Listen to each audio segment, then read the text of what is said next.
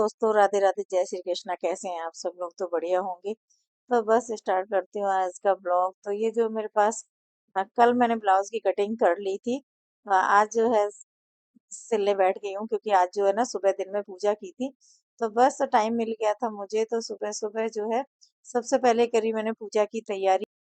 बस जैसे जो है ना बरहमावस की पूजा होती है, जो वट सावित्री व्रत भी कहते हैं और बरहमावस भी कहते हैं। तो बस उसकी पूजा जो है सुबह सुबह, तो इसमें व्रत तब तक रखते हैं जब तक पूजा नहीं हो जाती, और पूजा होने के बाद खाना चाय पानी जो भी करना है आप कर सकते हो। सभी तो ये सबके यहाँ नहीं होती है, कुछ लोगों के यहाँ होती है, उसके नहीं होते। सभी तीज त्योहार ऐसे ही होते हैं कि हर किसी के यहाँ अलग अलग होते हैं। तो बस मैंने सुबह सुबह जो है जल्दी, क्योंकि पानी नहीं पीना होता है, लेकिन भाई अब रहा भी नहीं जाता है और फिर समय के हिसाब से चेंज होता है, तो मैं सुबह पी लेती हूँ चाय 1 कप। और उसके बाद जो है कर रही हूँ पूजा की तैयारी। तो बस पूजा की तैयारी में ये एक जो है ना पीले धागे की एक माला, मतलब जैसे गले में डालते हैं बनाते हैं, तो उस तरह से इसमें ना 12 गांठ लगती हैं। तो बस मैं यहाँ पे पूजा बनाते जा रही हूँ, और उसके साथ साथ जो है ना यहाँ पे पूजा की तैयारी भी करती जा रही हूँ। तो बस फिर मैंने लगा ली पूजा की थाली। तो अगर आप लोगों के यहाँ अलग किस तरह से होती है तो मुझे कमेंट करके बताइएगा। तो मेरे यहाँ जैसे होती है, या मुझे जैसी आती है मैं वैसे कर लेती हूँ। पूजा में कोई विचार नहीं होता है, अगर आपको कुछ थोड़ा बहुत नहीं आता है या जैसे भी है, तो बस किताबें आजकल आती हैं, बुक्स आती हैं, तो उनमें देख के या उन वैसे तो आजकल जब अपन घर में देखते हैं तो हमें वो चीज़ें याद हो जाती हैं, लेकिन सिंगल सिंगल फैमिली जो बाहर रहते हैं, बहुत सी चीज़ें ऐसी होती हैं जो दिमाग में नहीं रहती हैं।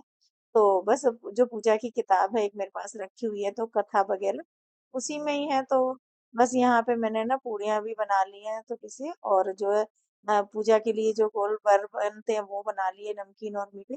तो यहाँ पे जो है ना महावर लगाना शुरू कर दिया मैंने।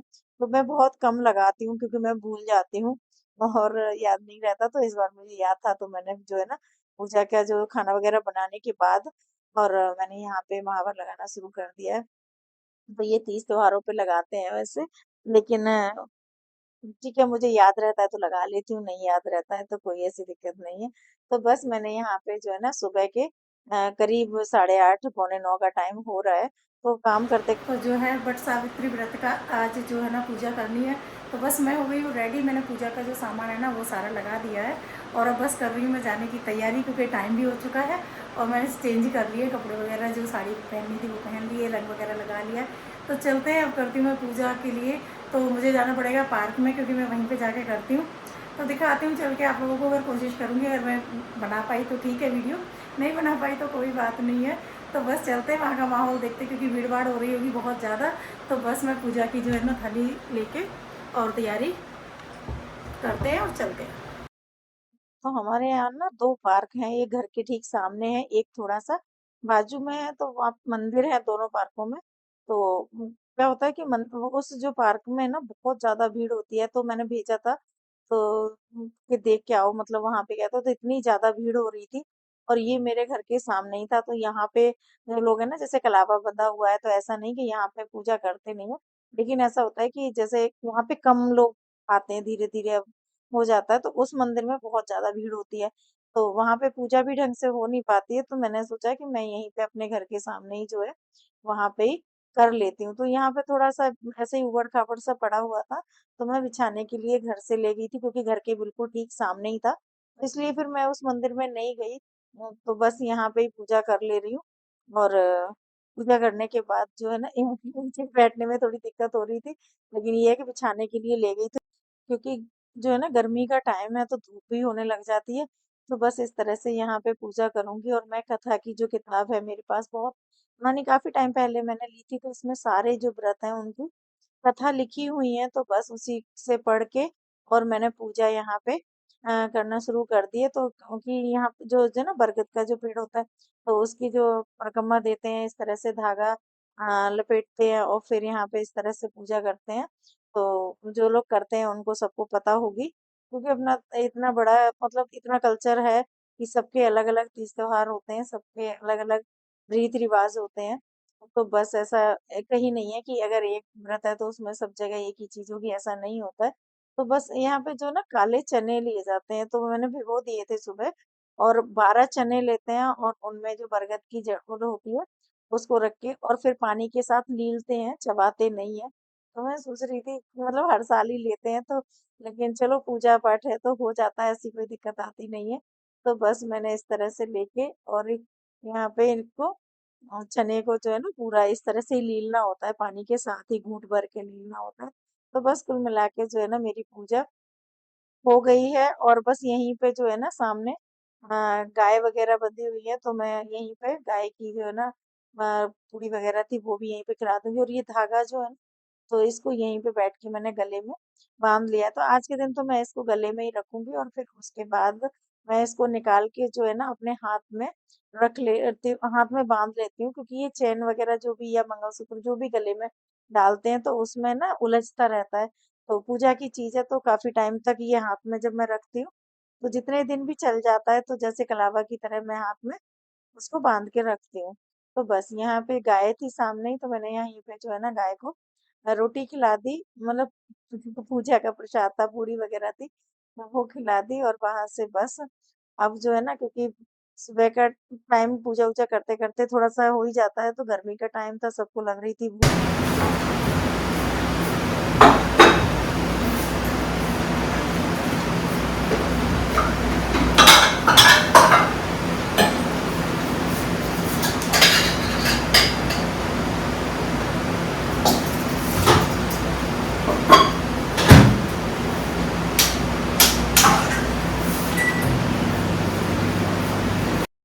तो बस वहां से आने के बाद जो मैंने खाना बनाना स्टार्ट कर दिया, तो आटा वगैरह तो पहले से ही गूंद के रख गई थी, तो इन लोगों को खाना जो है खिला दूंगी। और खाना खिलाने के बाद जो मुझे आज काम करना है, अ, तो क्योंकि कल का जो काम पेंडिंग पड़ा था तो वो मुझे काम आज निपटाना है। और इस तरह से जो है ना करके क्या होता है कि हम काम तो ऐसा लगता है कि चलो कोई बात नहीं हम बाहर करा लेंगे या कुछ भी है, लेकिन जब हम कोई काम खुद से कर लेते हैं तो करना जरूरी भी हो जाता है, करना भी चाहिए। तो बस ये इस तरह से यहाँ पे खाना रेडी कर दिया है मैंने, और इन लोगों को खिला के खुद भी खाऊंगी खाना, क्योंकि ना 11 साढ़े 11 का टाइम हुआ जा रहा है, टाइम थोड़ा सा हो ही जाता है कितनी भी जल्दी करो, किचन में गर्मी तो होती ही बहुत ज्यादा है। तो बस इस तरह से जो है, तो बस खाना वगैरह खिलाने के बाद तो मैंने तो बताया था आप लोगों को ब्लाउज, तो ये साड़ी क्या है मेरी ना आठ करीब 7 8 साल से ऊपर ही हो गए। तो कभी कभी क्या होता है कि साड़ियाँ हमारे पास रखी होती हैं और इनके ब्लाउज जो है ना या तो डिजाइन वाले होते हैं या मोटे कपड़े के होते हैं, या पहले जो चलते थे इस तरह से। तो मैंने अब क्या किया है कि जो साड़ियाँ मैं पहले पहनती नहीं थी, जैसे मतलब जिनके ब्लाउज टाइट वगैरह हो गए थे, तो मैं कुछ साड़ियों के ब्लाउज चेंज करने वाली हूँ, तो मैं बस मैंने कटिंग करके रख दिया था, आज आधी सिलाई अभी बीच में, अब शाम हो गई है तो लगी है भूख, तो बस बच्चों के लिए अब बनाने जा रही हूँ मैं। सिवैयाँ बनाऊंगी, नमकीन की आदि का ऑर्डर आया है भाई कि सिवैयाँ बना दो या पोहा बना दो, कुछ भी है। तो बस बीच में छोड़ दी मैंने काम। तो इस तरह से काम एक दिन में इसलिए नहीं हो पाते क्योंकि घर के काम भी करने होते हैं, और फिर उसके बाद बीच बीच में जो है इस तरह से कोई जल्दी भी नहीं होती। और एक्चुअली क्या है कि मेरी किचन में ना पंखा नहीं लगा हुआ है, ऊपर गर्मी बहुत होती है। देखने में लगता है कि ओपन किचन है, लेकिन जहाँ गैस वगैरह चलती है या गर्मी होती है, एसी वगैरह चलते हैं, तो अंदर तो कूलिंग रहती है, लेकिन बाहर जो है ना मौसम बहुत ज्यादा गर्मी वाला हो जाता है। तो बस पानी पी पी के बुरा हाल हो रहा है इस टाइम पे। और यहाँ पे जो है ना क्योंकि शाम हो गई है तो मुझे ये लग रहा था मैं जल्दी फटाफट से बर्तन वगैरह भी खाली कर दूं। और सबसे बड़ी बात ये थी कि ब्लाउज का जो कलर था ना वो डार्क कलर था, धागा वगैरह टूट रहा था, तो आज दिक्कत बहुत ज्यादा काम करने में आ रही थी। तो बस यहाँ पे जो है ना बनने रख दिए मैंने, जब तक वहां बनेगी तब तक यहाँ पे अपने काम कंप्लीट कर ले रही हूँ। देखो लगने को तो 100 रुपए 150 रुपए सिलाई लगती है, कोई बात नहीं है, बाहर भी हम करवा सकते हैं। लेकिन जब बनाने के बाद कोई भी चीज़ है, अपनी मेहनत करने के बाद जब आप उसको ट्राई करते हो, पहनते हो, वो परफेक्ट चीज़ बन जाती है, कितनी खुशी होती है उसका कोई मोल नहीं होता है ना। तो और ये साड़ी इस तरह से यूज हो जाएगी, मैं लास्ट में आप लोगों को ना ये साड़ी ब्लाउज पहन के साड़ी के साथ आप लोगों को दिखाऊंगी कि ये जो साड़ी मैं इतने टाइम से मतलब यूज में नहीं आ रही थी, तो मैंने सारी अब पिछली उनका करूं क्या, समझ में ये नहीं आता कि इतनी महंगी महंगी साड़ियां होती हैं, उनको हम क्या करें, किसी को दें तो भी वही प्रॉब्लम है कि हर कोई आपकी चॉइस की चीज तो नहीं पहनेगा, है ना। और आपकी जो पसंद की आप लेके आए हो इतनी महंगी महंगी चीजें, तो मैंने यही कर शुरू कर दिया कि इनके ब्लाउज जो है ना अपने हिसाब से बना लो, कंफर्टेबल भी रहते हैं, कॉटन का कपड़ा है गर्मी में, अच्छे से यूज भी हो जाते हैं और फिर उनके साथ आप इनको पहन सकते हो। और हर संभव नहीं होता कि डिजाइनर यही आप, पहले क्या होता है एक समय भी होता है कि उस टाइम पे आप डिजाइन वाले पहनते हो, इस तरह से पहनते हो, उसके बाद चेंज कर सकते